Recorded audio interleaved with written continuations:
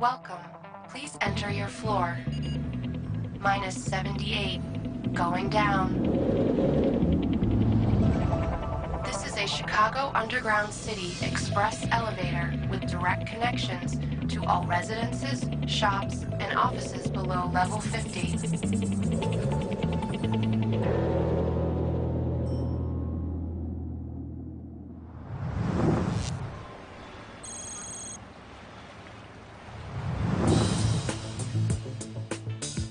Chicago, Illinois, the nation's third most populous city, an iconic skyline, and an urban grid teeming with the daily rhythms of city life. But Chicago is a victim of its own success. 2.8 million people call it home, which means this great metropolis is under a daily assault. Almost 7 million commuters move in and out of the city every weekday. Even the suburbs, once an antidote to the chaos of city life, are clogged with traffic. Despite the improvements in the interstate highway system, the traffic is still growing. In fact, there is, as in all major cities, there's an hour delay at rush hour. When it comes to traffic, the second city is second only to New York, costing Chicagoland residents nearly 1 week per year of lost time, and the local economy over $4 billion annually. When suburbanites finally make it downtown, they find the L, one of the nation's oldest, busiest transit systems, bursting at the seams. Unable to expand to accommodate a growing ridership and an ever-widening definition of rush hour.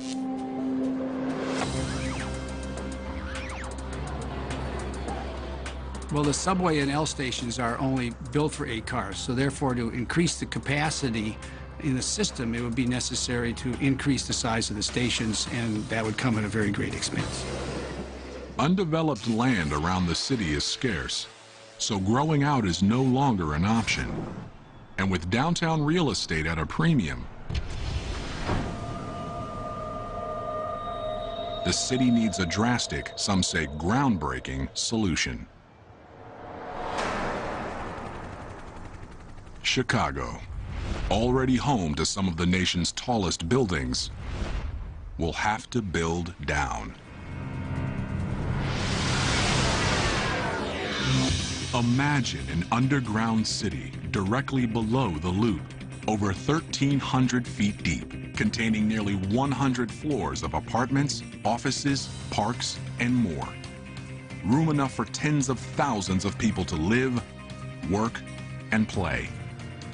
It's the best solution to the Windy City space crunch.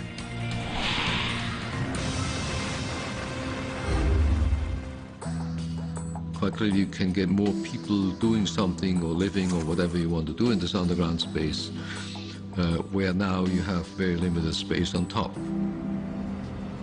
It's an undertaking so big, so innovative, that it will usher in a public works project of unparalleled dimensions, challenges, and dangers. It will require excavating over 230 million cubic yards of rock, construction crews laboring tirelessly below millions of Chicagoans, to build living spaces with new methods of ventilation and lighting,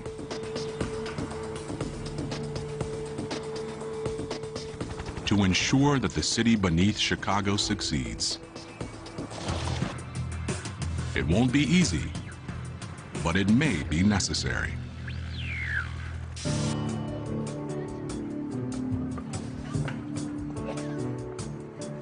Expanding underground is a solution that's becoming more plausible, with the emergence of new techniques to make living underground a reality. All this is technologically doable. It comes then very quickly down to what is the other side of engineering, is what does this cost and how long does it take to build? Chicago is an ideal place for this bold experiment. From the ashes of the Great Fire of 1871, the city grew to become the epicenter of an architectural revolution, spawning the first skyscraper in 1885 and hosting the most influential World's Fair in history in 1893. By building underground, Chicago will cement its reputation as one of the most forward-thinking cities on the planet. But it may not be the first. Amsterdam is already proposing to make space below ground where none exists above. In this Dutch city, where streetcars, pedestrians, and 550,000 bicycles compete for space along narrow streets, the volume of cars is a growing problem.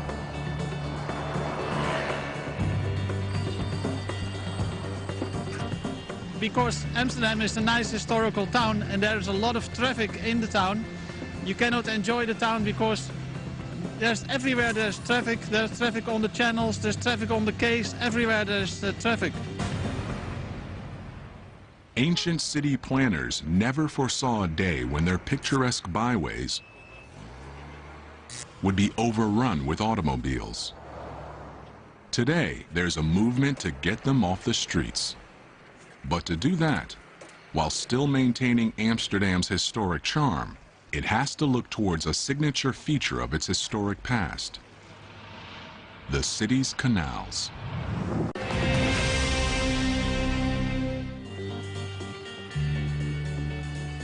Amsterdam is already proposing to make space below ground where none exists above.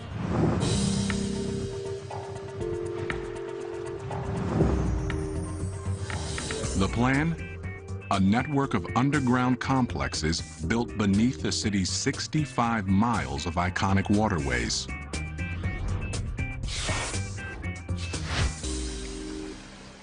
So we thought we bring a lot of functions who doesn't need daylight under the ground. Parking garages, movie theaters, and shops, all built beneath miles of real estate that just happens to be filled with water. Working in the canal space is indeed the best option, because you make from 1 square meter which has no value, you make 6 square meters which has a lot of value, of course. In fact, the plan will convert over 20 square miles of largely untapped space and provide storage for thousands of cars. But building in Amsterdam requires sensitivity to the city's unique architecture. Amsterdam's streets can't be choked with construction equipment. Some are so narrow that the massive trucks needed to build underground won't even fit. We don't want to have any trucks in the town because that gives an awful lot of mess, and we don't want to mess up this nice historical town.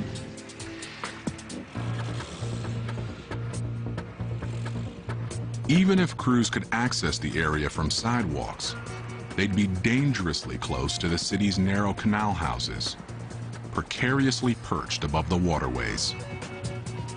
Let's say in Chicago, you have to drill a hole and you can place a house. It's a complete other way of building. In Amsterdam, it's not so easy to build a house because of the soil is what some call soft water. Amsterdam's soft water, or swampy soil, makes constructing large, heavy structures nearly impossible, which is why buildings are rarely higher than 3 or 4 stories.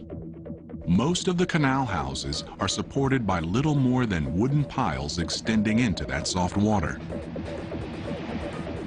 Heavy vibration generated by construction could spell disaster.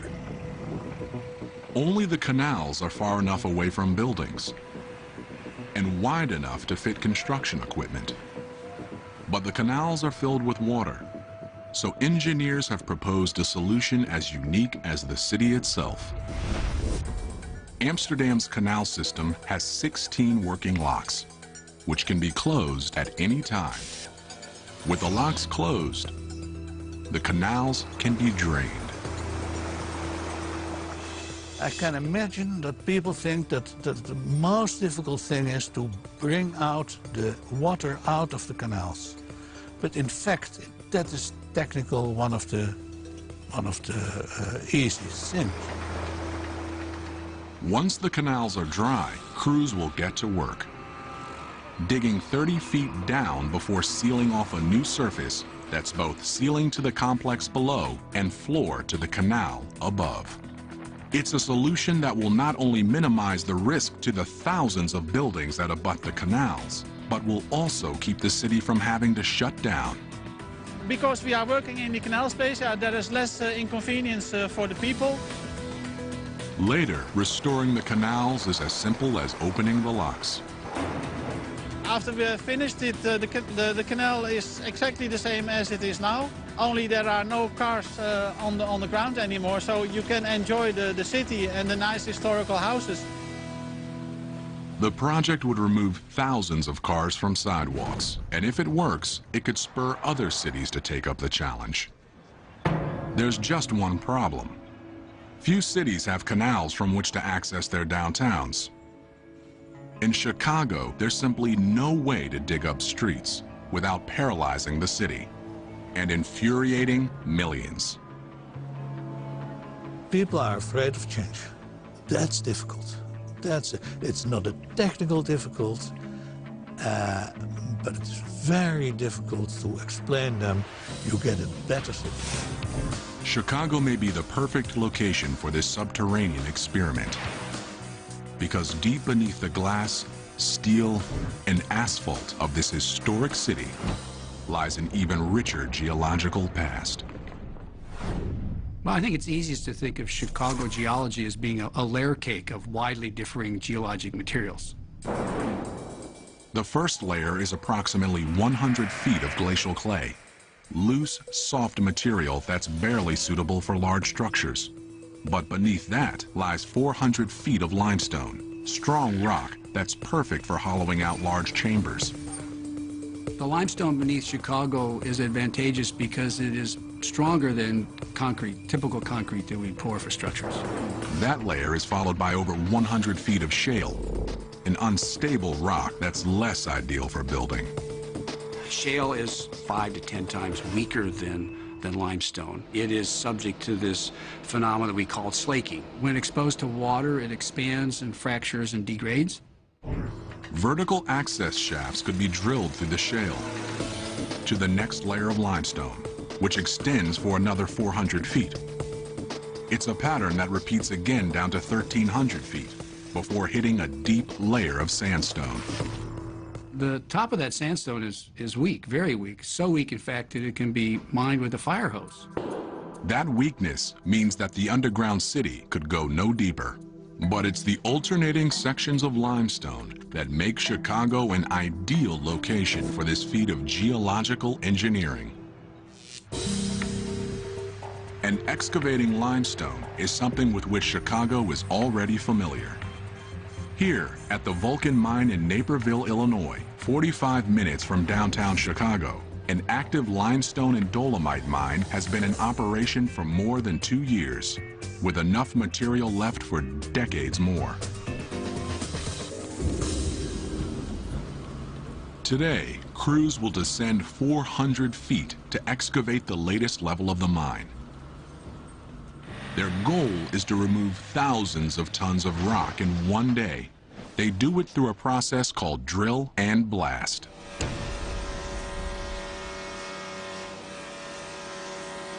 The drilling is taken care of by the Fletcher J352 LS.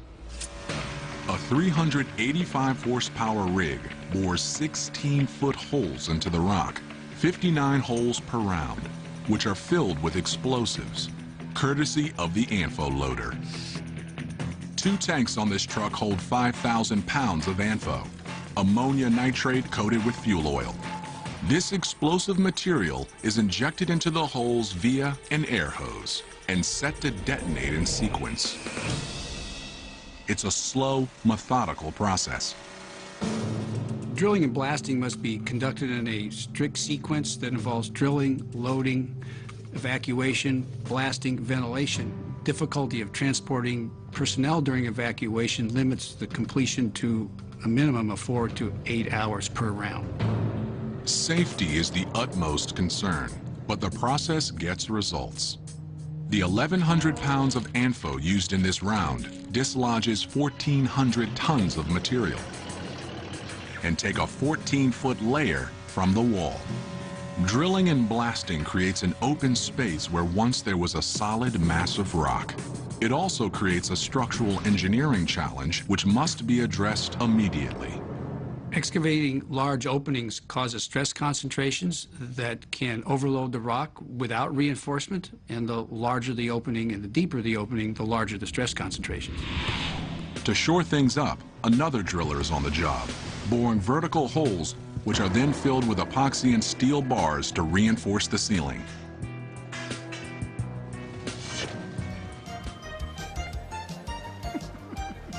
Please continue to hold. The next available claims representative will be with you in 97 minutes. And if you've got cut rate insurance, there's nothing you can do about this. So get Allstate. The only insurance company that guarantees your claim experience won't be mayhem. Like me. Introducing the Claim Satisfaction Guarantee, only from Allstate. Mayhem is everywhere. Are you in good After the hands? blast,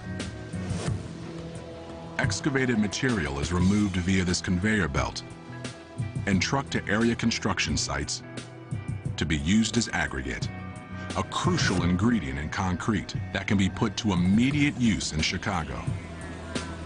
If it's good material, which if you do this in the limestone in Chicago, that will be probably the case, you actually can use this material to fabricate concrete, some of which will go back into this underground city. Well, why transport it to the surface when you can keep it down there and manufacture the city on the spot? The underground city could use some of the material, but not all of it, leaving enough extra excavated material to pave over 30,000 miles of roads, which could stretch around the globe 1.5 times. With the ease of excavation, digging a new city is not a problem. Holding up the existing city is. It's important to think about the depth below the foundations of the structures at which this underground city can be built. The issue is that under these high-rise buildings, you have the large diameter piles, and under these large diameter piles, you have high loads. Chicago's tallest building, the Sears Tower, soars to 108 stories, 1,450 feet into the air. Holding it up, 200 piles extending nearly 100 feet into the ground, sending the building's load into the surrounding rock. And that's just one building. Beneath Chicago lies a virtual forest of foundations and piles. Dig too close to them, and the buildings they support could be in trouble. If you were to dig a hole right under the end of the pile, the lower end of the pile, quite clearly that would collapse. For safety's sake, the first level of the underground city must be positioned hundreds of feet beneath the lowest pile. But getting there without closing city streets, rerouting miles of train lines, or redirecting sewage tunnels, water pipes, and utilities would be an enormous challenge. Avoiding them altogether would be the easiest, cheapest option. To access the underground city, it would be important to construct that in an area where there weren't structures and utilities already. Unable to disturb the city life above, crews will have to begin their access to the worksite from miles away. Another possibility would be to provide this access with an incline instead of coming in vertically. Starting from outside the city center, crews and equipment will tunnel downtown, a journey that would stop nearly 300 feet below the center of Chicago. Deep enough to avoid building foundations and city infrastructure. There, they will begin a drilling and blasting routine to construct the first level, a staging area for building even deeper. But as they do, they'll have to make sure that the walls of this new subterranean metropolis are strong enough to hold back the water of mighty Lake Michigan. Chicago is famous for two things. It's big and it's cold. But one place that's bigger and colder is Moscow. With 15 million people in the metropolitan area and over 3 million cars causing some of the worst traffic in the world, Moscow's explosive growth is putting it on a crash course with catastrophe. The real #1 priority right now is to get rid of the transportation collapse in the city and the constant traffic jams. To cope, the Russian capital has nowhere to go but down. Moscow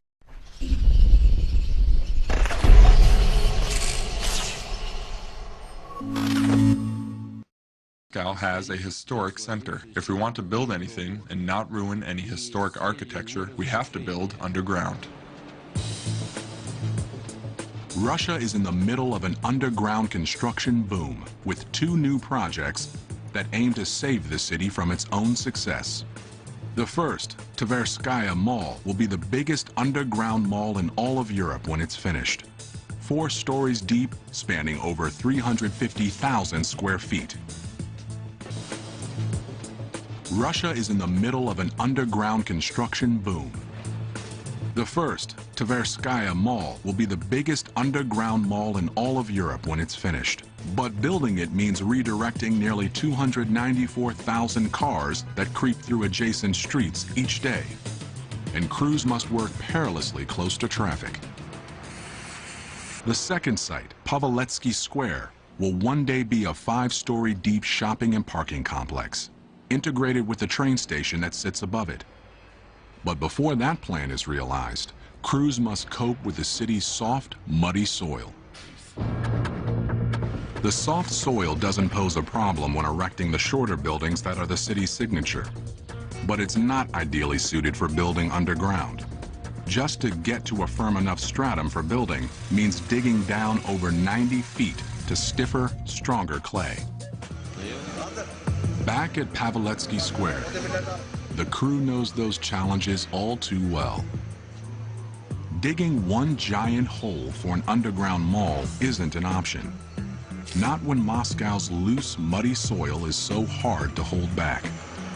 So today, instead of digging space for the complex and then lining it with concrete walls, they're doing the opposite, building the walls first. That's the job of this excavator. 6 sets of blades dig through the slop, cutting a 2-foot wide chamber that is almost immediately filled with concrete, forming walls to a complex that is yet to be hollowed out. It's slow and laborious, requiring frequent starts and stops just to clean it. But once the walls are set, crews can continue digging. But the challenge doesn't end after the walls are in place. Digging in a city means rerouting utilities, sewage lines, and other infrastructure. Eventually, crews will be able to hollow out this section of Paveletsky Mall. Like on the other side of the worksite, where crews are now 100 feet deep, lining the walls with steel rebar, concrete, and plastic. With so much water dripping through, the risk of cave-ins is still all too real. That's why these giant poles, 5 feet in diameter, some 200 feet in length, are put in to hold back the walls. Despite their massive size, they're temporary, removed once the entire box is reinforced. Because water always finds the weakest path, engineers must be vigilant, even though Paveletsky Square is half a mile from the Moscow River.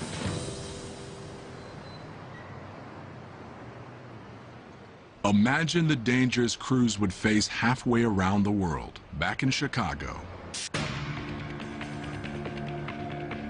A city perched on the shores of a great lake. One could imagine Lake Michigan being right there. How does one control all that water from getting into an underground structure? Allowing water to seep in could lead to disaster. Each level of Chicago's underground city would have to be painstakingly reinforced in order to stay ahead of a population boom that threatens to strangle the city. The underground city would have to be built quickly. One day, Chicago's underground city will look less like this and more like this. Ochotny Riyadh, Moscow's biggest underground mall. With 3 stories of shopping and dining, it's a place where thousands of Muscovites can escape the cold. It's just like Chicago's underground city of the future. The mall is hidden in plain sight, mere steps from the center of the city. For Chicago's underground city to even begin to approach the comfort of Moscow's underground mall, it will have to address a huge issue. In any mine, air quality is a priority.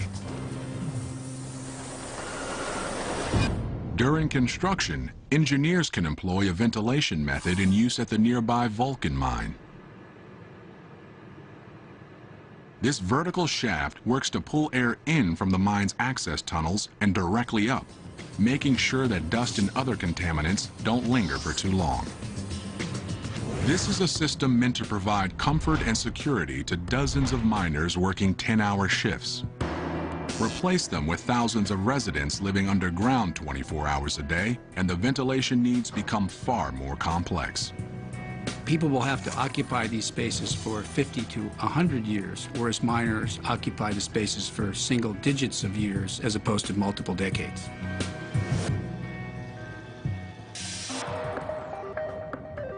Deep beneath the ground, there will be no open windows, no breezes to keep fresh air circulating. Ventilation is a problem that's already been solved, far beyond the needs of any underground city in Boston, Massachusetts. Here, engineers behind the Big Dig, the most expensive public works project in U.S. history, were faced with thousands of cars passing through almost 4 miles of tunnels every day, spewing tons of poisonous exhaust. Moving vehicles push air through the tunnels, but traffic jams can cause air to linger and dangerous gases to build up. So the Massachusetts Turnpike Authority installed a complex ventilation system to keep the air moving. Near tunnel openings, jet fans circulate air. But with some tunnels as deep as 120 feet, Boston had to go to more extreme measures to bring air underground. Deep beneath this building in the heart of Boston lie the lungs of the Central Artery Tunnel System. A building 125 feet tall pulls in fresh air and transfers it to the tunnels below. The intake air is sucked in through those louvers, as you see behind me, and it's sucked down to a fan chamber and through a series of tunnels or conduit into the tunnel. 100 feet below ground, in a massive intake room, giant fans pull fresh air down the shaft. 400 horsepower engines are capable of moving 333,000 cubic feet per minute and generating wind speeds of up to 62 miles per hour. It's a powerful system based on age-old techniques. All the components of the Big Dig basically used tried and true technology. The hardware and the mechanical equipment performing the ventilation is pretty much a century old now. It takes 13 buildings like this to cover Boston's tunnels. And while the means of moving air hasn't changed in years, the ability to adjust to the changing needs of an underground environment has. Basically, we have a surveillance in the tunnels. We have cameras watching the traffic. Almost all of our cameras and sensors are monitored from our operations control center. Inside the Massachusetts Turnpike Authority building, at the Operations Control Center, specialists monitor 32 vent zones and control 235 fans and over 500 cameras. With just the push of a button, they're concerned with air quality and a lot more. Please continue to hold. The next available claims representative will be with you in 97 minutes. And if you've got cut rate insurance, there's nothing you can do about this. So get Allstate. The only insurance company that guarantees your claim experience won't be mayhem. Like me. Introducing the Claim Satisfaction Guarantee, only from Allstate. Mayhem is everywhere. Are you in good hands? The pumping of water, the traffic conditions in general, so you really get a very efficient management of all the life safety functions within all the tunnels under one roof. But this centralized command center has some fail-safe backups. Even if communication with one of the vent buildings is lost, each vent tower is staffed and powered independently. There are local controls within the vent buildings that we can still operate the fans by in a manual mode with personnel. Chicago's underground city will apply much of the technology used in Boston, only at 10 times the depth. The underground city's walls and floors will be lined with ventilation chambers. Fans at the bottom of the city will pull fresh air in through intake shafts located at the top, where it will descend down 1,300 feet and circulate throughout the city before returning to the surface to be exhausted. Regulating the airflow would require the kind of sharp monitoring used in Boston.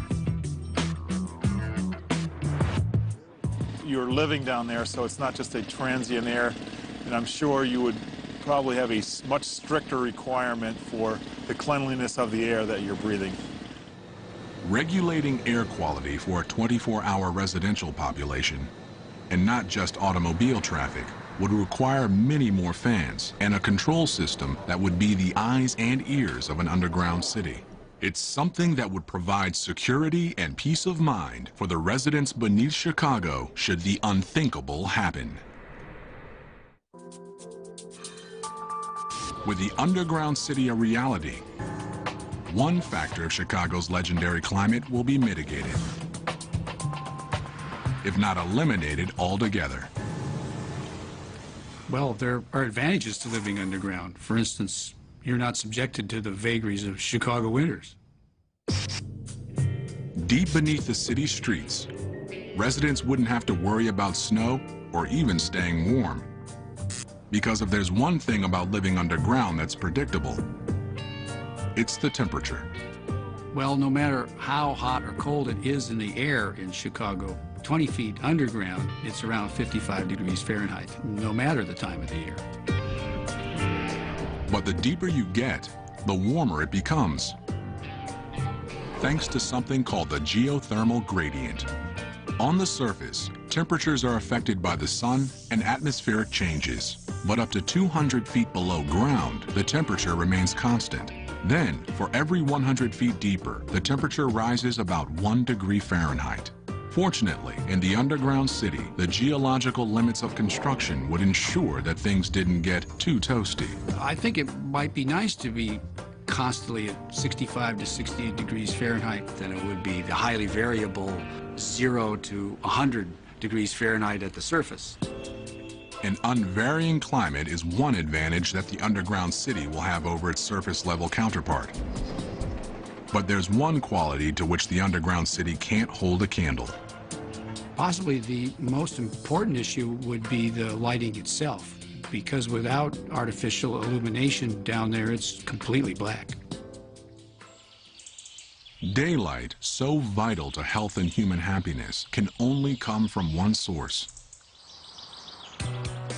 Even in Moscow, with just 70 sunny days per year, the underground mall Ochotny Riyadh does what it can.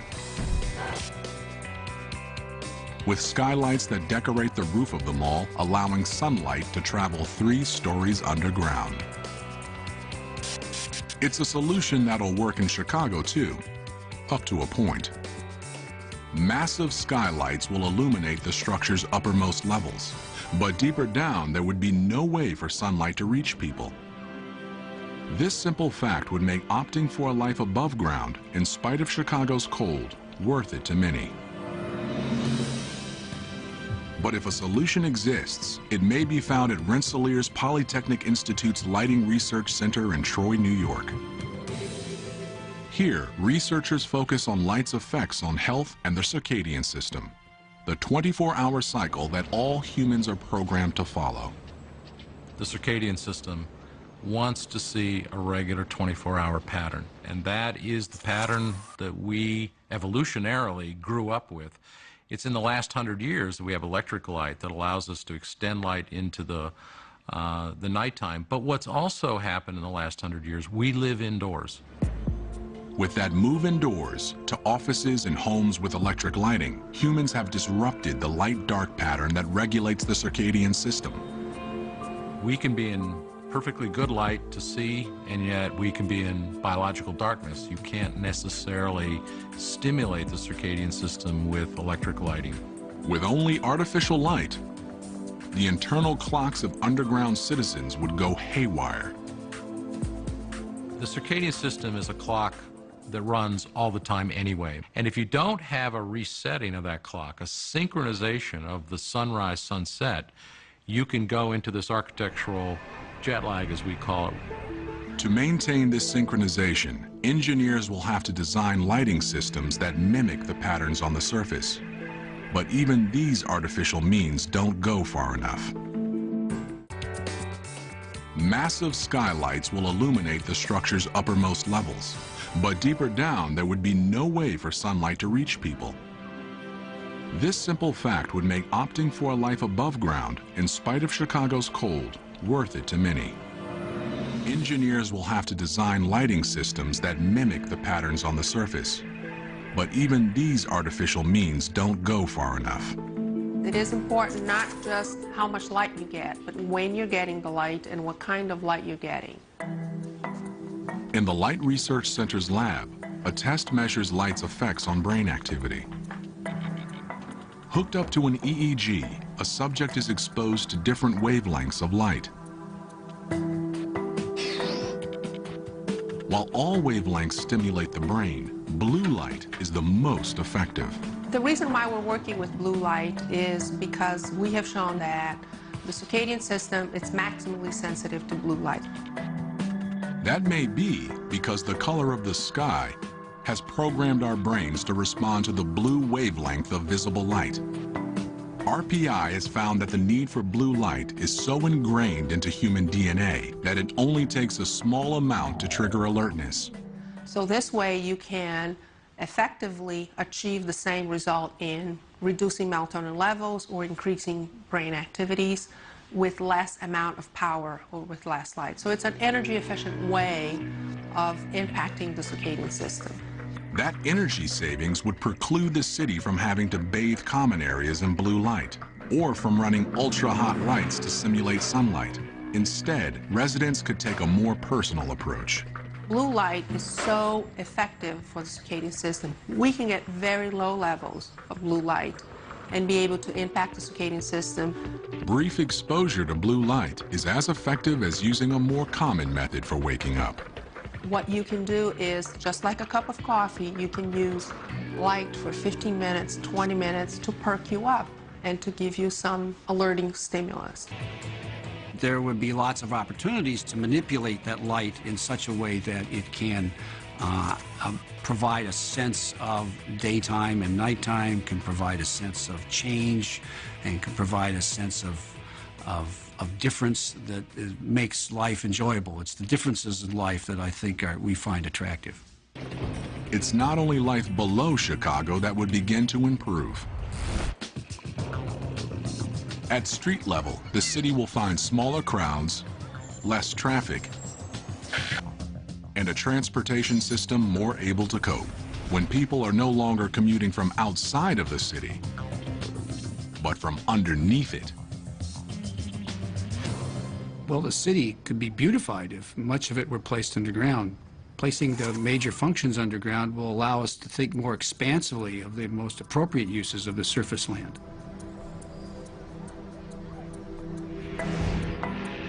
That's just what happened in Boston after the Big Dig. The city has been knitted together again, if you will. Some of the surface land has been reclaimed for public use versus having an elevated highway on it. There are now parks where there were steel structures before. Those above-ground improvements could go a long way towards generating support to expand the underground city. But continuing to hollow out the ground beneath Chicago's skyscrapers could be met with opposition. So the underground city will have to navigate uncharted territory. Well, the state of Illinois owns the lake bottom from the shore outward, and there are no buildings there. Perhaps it might be a great deal less expensive and more quickly realized to actually excavate the underground city indexed over by the lakeshore. By connecting a new network of underground chambers to the existing underground city, urban planners could create a mirror image of the city beneath the lake. In terms of changing the way in which the world thinks of Chicago, it might move it out of the realm of its current beautiful vertical skyline to thinking about maybe its underground skyline. There's just one problem. The first part of the underground city was built without anyone living there. The challenges that once only affected crews could now have an impact on thousands of permanent underground residents. You'll never be able to see the complete picture underground as you will above ground. So the unknowns are basically higher, and you have to deal with that during construction. Most important issue to address would be the possibility of any types of historic gas deposits that are located there.